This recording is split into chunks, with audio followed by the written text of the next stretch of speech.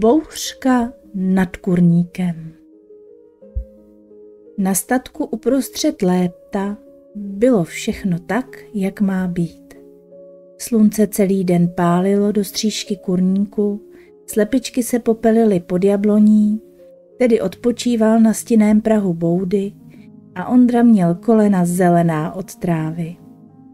Jen babička Vlasta, co znala počasí líp než televize, se ráno podívala na obzor, zamhouřila oči a řekla: Dneska se to sebere, uvidíte, bouřka jak vyšitá. Bouřka? Zděsila se Heduška, která právě běžela pro další zrnko. Ale no tak, smála se Pipina. Nějaký ten hrom přece přežijem. Já z hromu nemůžu spát, přiznala tiše Bělinka a třepotala křidýlky. Ten den se slunce schovalo dřív, než bylo obvyklé. Odpoledne přišlo dusno a těžký vzduch. Listy stromů se přestaly hýbat a i tedy jinak veselý rošťák jen seděl a pozoroval nebe. Večer se kurník zavřel jako vždy.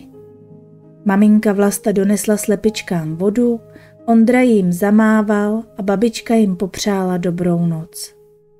Jenže noc nebyla dobrá, byla divná. Slyšíte to? Zašeptala kokoška. To ticho. To není normální ticho. A pak to přišlo. První záblesk.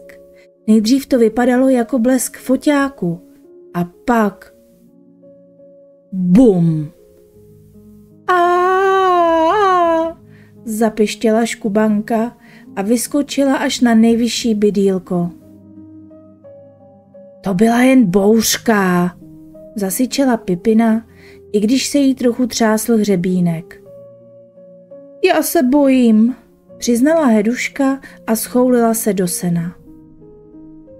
V domě se zatím maminka Vlasta snažila uklidnit Tedyho, který kňučel u dveří.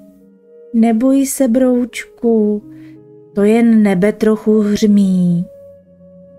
Půjdu se podívat na slepičky, řekl Ondra a rozhodně si obul boty. Počkej, já půjdu s tebou, zvedl se tatínek Michal.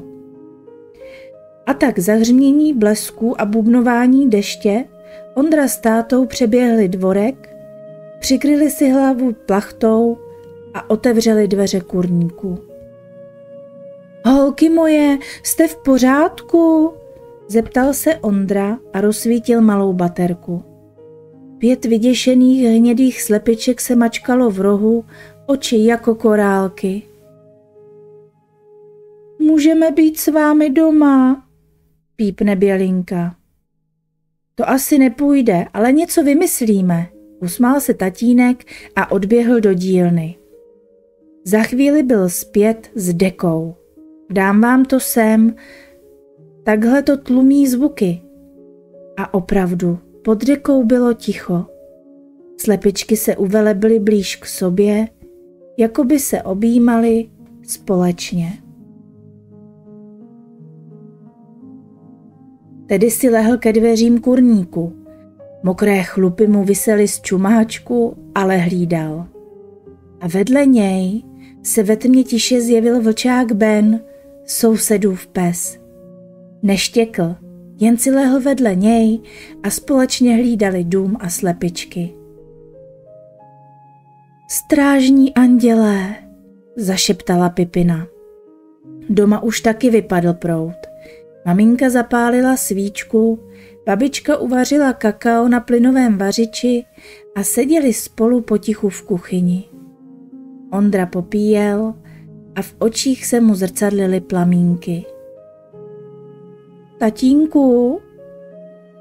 Ano. Ty se někdy bojíš?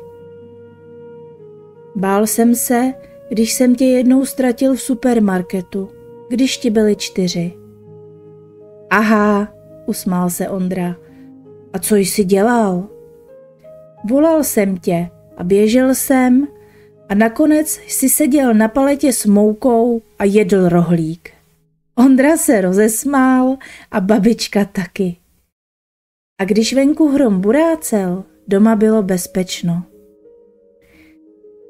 V kurníku si slepičky šeptaly příběhy.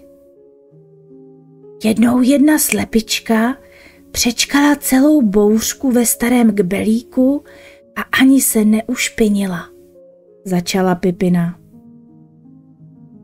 A jmenovala se Pipina, že jo? Smála se Škubanka. No samozřejmě, napřímila se Pipina hrdě. Bouřka pomalu odcházela, blesky už byly dál a vítr ustával. Slepičky začaly podřimovat, Tedy a Ben se stočili do klubíčka. A jak ráno vyšlo slunce, dvorek se třpitil kapkami rosy. Babička přišla s miskou zrní. Dobré ráno, princezny, vy jste to ale krásně zvládli. Byla to největší bouřka, co jsem zažila, povídá hrdě Heduška. Ale jsme v pořádku, přidala se Bělinka. Ondra pohladil Teddyho. Ty jsi hrdina. Teddy se jen spokojeně natáhl do trávy.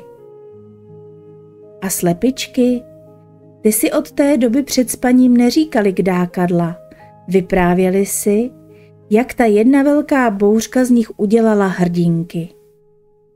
A když někdy v dálce zahřmělo, jen se přitulili k sobě a řekli: to byla větší ta tehdy, pamatuješ?